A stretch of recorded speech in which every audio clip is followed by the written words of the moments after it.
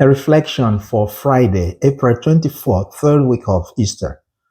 I remember visiting someone in the hospital who hadn't received communion in years because he had some misunderstanding with his pastor.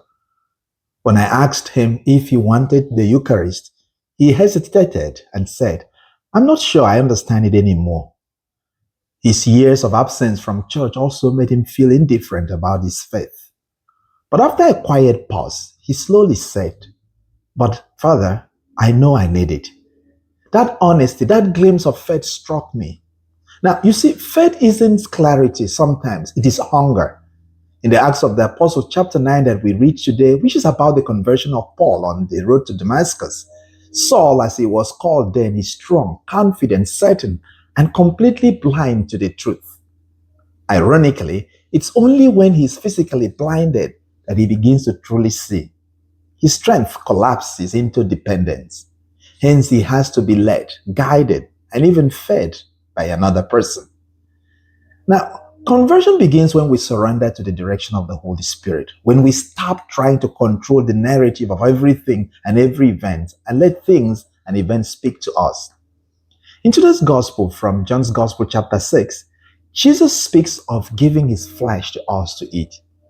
This is not merely a symbolic comfort. Rather, it is a demand that touches something deeper. Our need to receive, our need to be fed, our need to be directed. Did you know that the Eucharist is meant to confront our pride because it tells us we cannot save ourselves? In the Eucharist, God breaks through to us in an ordinary way, not when we are strong and certain, but when we admit our need. The moment Saul admitted his need and asked, "Who are you, Lord?" Saul surrendered and must be led by the hand. Our conversion begins the moment we accept that Christ has given us himself in the bread of the Eucharist, even though we cannot fully grasp it. And if we were to be honest, that is where many of us struggle, and that's where we are stuck. We want to understand everything before we trust. But Christ is saying, come first, receive first, and understanding will follow.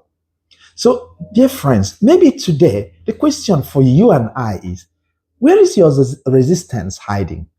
Is it behind certainty or behind the fear of needing God too much? May God bless you.